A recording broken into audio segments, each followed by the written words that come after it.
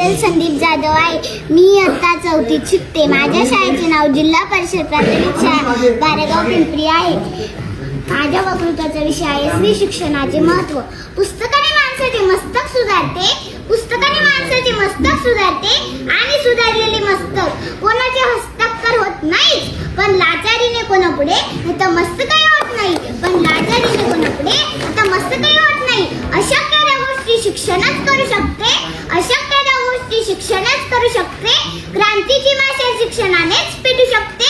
मित्रांनो, हे ओळखले ते माझ्या क्रांतीज्योती सूर्याने, म्हणूनच तर माझा पहिला नमस्कार माझ्या त्या क्रांतीज्योती सूर्याला, ज्यांनी स्त्री शिक्षणाची मुहूर्त मिरवली. त्यामुळेच माझी आई, माझी ताई, आत्या, मावशी या शाळेत गेल्या, शाळा शिकल्या आणि कुटुंबाला शिक्षित केले.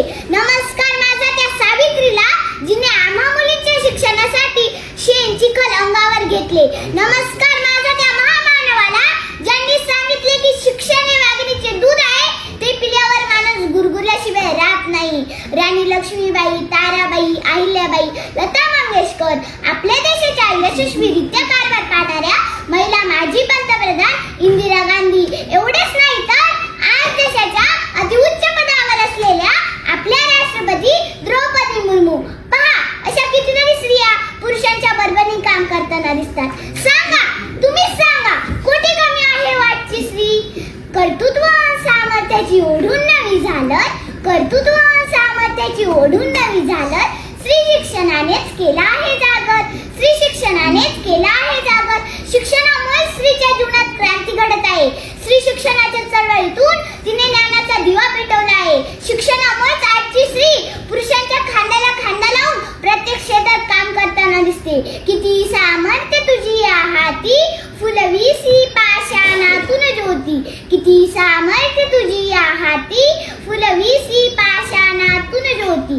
गुंड सिद्धोनाथ करणाऱ्या IPS किरण बेदी, अवकाशात झेप घेणारी महिला वैमानिक सौदामिनी देशमुख, लेखणीची धार दाखवणाऱ्या अरुंधती रॉय, अवकाशात भरारी घेणारी कल्पना चावला, सुनीता विल्यम, सानिया मिर्झा, सायना नेहवाल असो किंवा अनाथांची माय सिंधुताई सपकाळ असो, कालच्यापेक्षा स्त्री नक्कीच बदललेली आहे आणि ते शक्य झाले केवळ शिक्षणामुळेच. महात्मा फुले म्हणतात ना, विद्येविना मती गेली, मतीविना नीती गेली, नीतीविना गती गेली, गतीविना वित्त गेले, वित्तविना सूत्र कचले.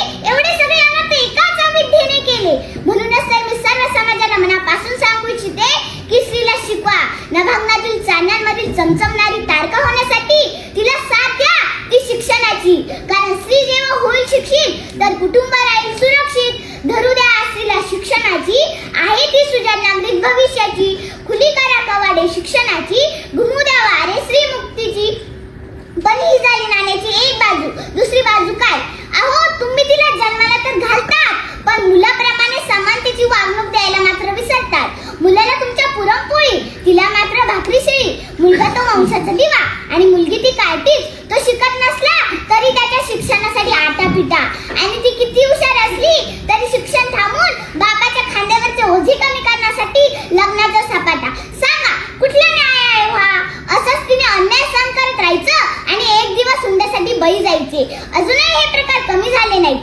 जसे कंपनी तिचे प्रॉडक्ट वेगळे करते, तसेच स्त्रियांना त्रास देण्याचे प्रकार वेगळे झाले आहेत. स्त्रियांच्या दुर्बलतेचा फायदा घेणारे विषारी सर्प अजूनही समाजात आहे. थांबवा हा नाश. शपथ आहे तुम्हाला त्या क्रांती सूर्याची, ज्याने प्रथम आपल्या पत्नीला म्हणजे सावित्रीला शिक्षित केले आणि त्यांच्या मदतीने अखंड स्त्री जातीला शिक्षित करण्याचे कार्य सुरू केले.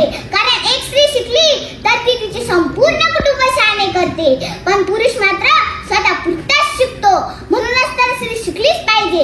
सर्व स्त्रियांना माझे आव्हान आहे की समाजाच्या अन्य अत्याचाराला बळी पडू नका. सर्व बंधनाच्या वेड्या तुम्ही आता झुगारून द्या.